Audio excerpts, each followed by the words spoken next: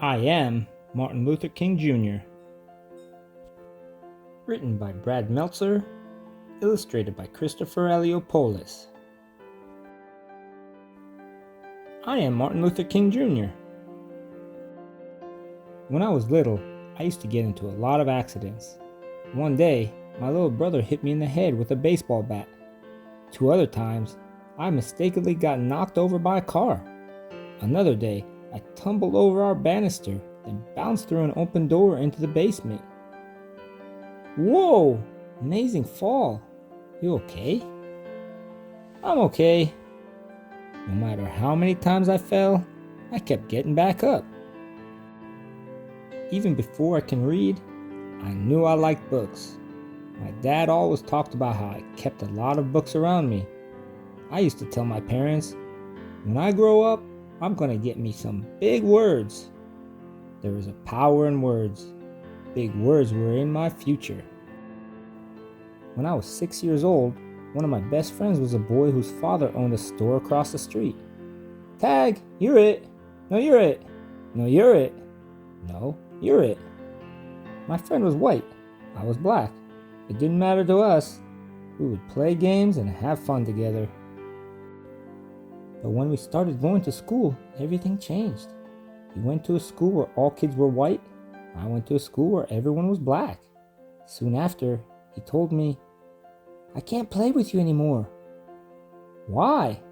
My dad said so. He doesn't want us being friends. But why? You're one of my best friends, aren't you? Aren't you? I didn't understand. It didn't make sense. At dinner, my parents explained, it's because you're black and he's white. I was so mad that day.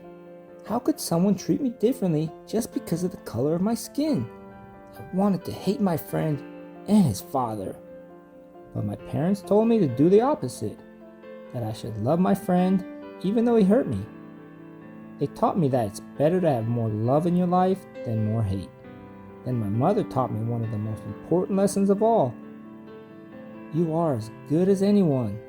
You must never feel that you are less than anyone else. I wanted to believe it, but every day I saw the opposite. I saw you could be treated unfairly just because of the color of your skin. If you were white, you went to a good school with great playgrounds and plenty of books. If you were black, your school was small, sometimes with no desks or even windows. Check it out! A playground! Check it out. Where's our playground? It wasn't just the schools. Black people had to use different water fountains, different elevators, even different bathrooms. In fact, on a hot day when everybody wanted ice cream, if you were white, you could sit down at the counter and eat from a nice dish. But since I was black, if they served me at all, it was through a side window, and they put my ice cream in a flimsy paper cup. This ice cream is perfect! This ice cream is melted. It got even worse when I was 14. I had just won a speech competition. My speech was about being fair to all people. I was so excited. Then, on the bus ride home, a few white people got on board. You need to give up your seat to the whites. At first, I stayed put. It didn't seem fair, but my teacher convinced me to move. We spent the rest of the ride standing and getting tossed in every direction. It was the angriest I've ever been. Every day, this is what life was like. Black people were treated terribly. The only question was, what could I do about it? At the age of 15, I started college. By 19, I became a minister and entered seminary school to study religion. Over the years, I read the works of Henry David Thoreau and Mahatma Gandhi. Thoreau taught me about civil disobedience, how an evil system could be changed without violence. Gandhi opened my mind to the power of nonviolent resistance? What's that? Love. It's using love and peaceful methods to change unfair things in society. It was a lesson I wanted to share with everyone. In no time at all, I got my chance. In Alabama, a black woman named Rosa Parks was told to give up her bus seat to a white man. It was just like what happened to me, but unlike me, Mrs. Parks refused. She was arrested. Early the next morning, I got a phone call from a local community leader. It's time to take a stand. We should boycott the buses so everyone knows that we won't accept this treatment anymore. You know that's not going to be easy. Do not ask if it's easy. Ask if it's right. It was just like Thoreau taught. Instead of using violence to protest the unfair rules, black people would use a peaceful method. We would not ride the public buses. Without our money, the bus companies would go out of business. Now the only question was, would it work? On the first day of the protest, my wife called me to the window. The buses are all empty. It's working. We had to keep it going. As the head of the bus boycott, I gave one of the most important speeches of my life. The room was packed. Camera crews were filming. I had only 20 minutes to prepare. I didn't use notes. But by speaking from my heart, I found out how big words can be. We are determined here in Montgomery to work and fight until justice runs down like water and righteousness like a mighty stream. When the history books are written in the future, somebody will have to say, there lived a race of people, a black people, who had the moral courage to stand up for their rights. The police put me in jail, saying I was breaking the law. Other folks bombed my house. But instead of using my fists, I kept my calm. Don't you want to fight back? I am a man of nonviolence, and I know that I do not stand alone. We are with you all the way, Reverend. If no one rides these buses, we'll go out of business. You're finally getting that, huh? For more than a full year, every black person in the city, and some white people too, refused to ride the buses. That meant some people had to walk for miles, but they kept going. There was a power in standing together. Eventually, our peaceful protest worked. The rules were changed. Public buses could no longer separate people based on the color of their skin. That was only the beginning. Soon our peaceful protests sparked other peaceful protests. At lunch counters, college students organized sit-ins where they would not stop until everyone could eat together. Our methods of non-violence were so powerful, I was invited to meet with the president at the White House. But sometimes the hardest problems were right at home. Daddy, look, an amusement park. Please, can we go? I'm sorry, Yoki, we can't. Funtown is not open to black people.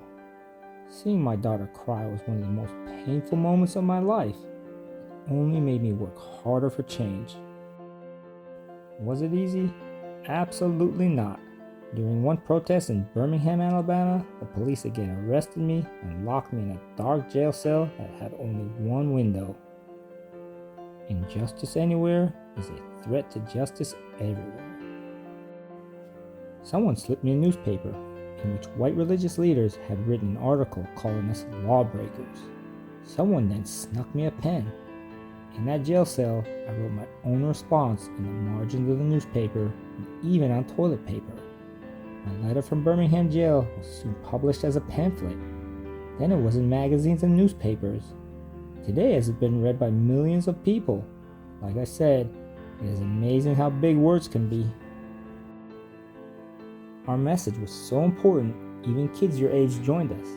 In Birmingham, during the Children's Crusade, more than 1,000 kids, some as young as 6 years old, showed up to march.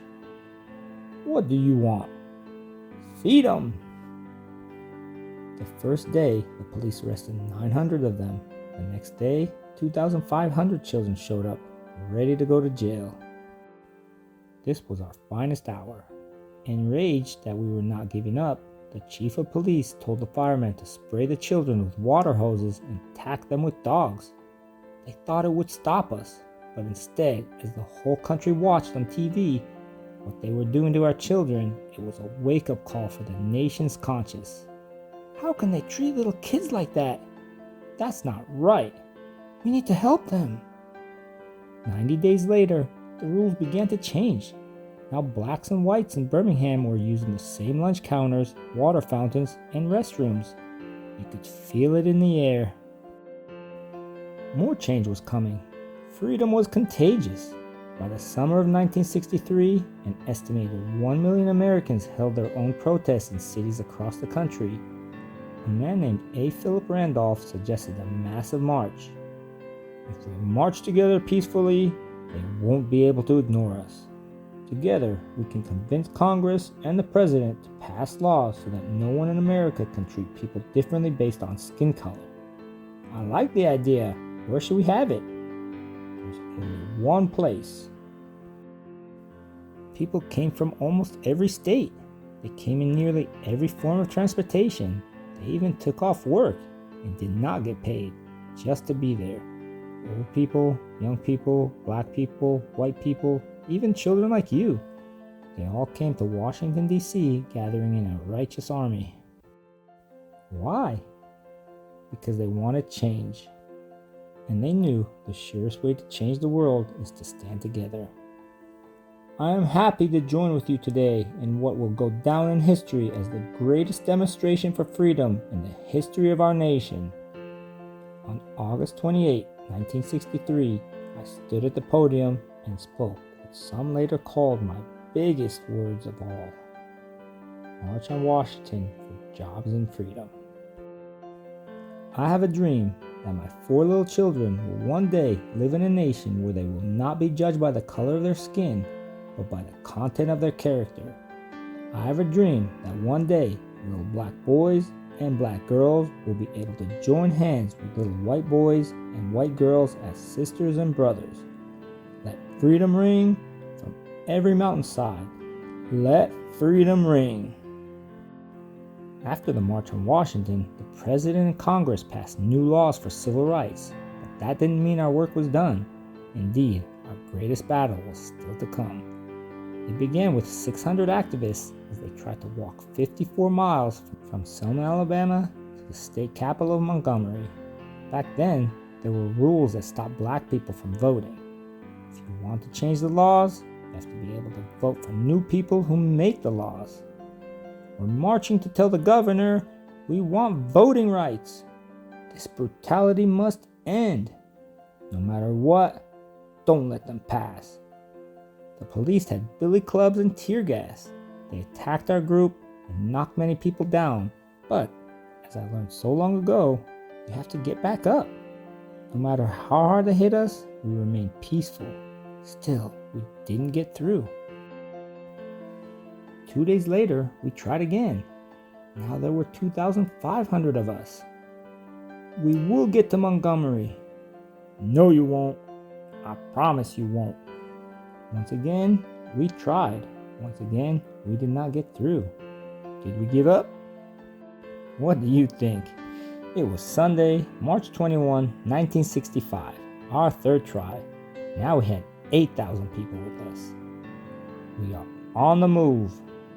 We shall overcome. For 2 days, we marched. Rain could not stop us. The world was watching.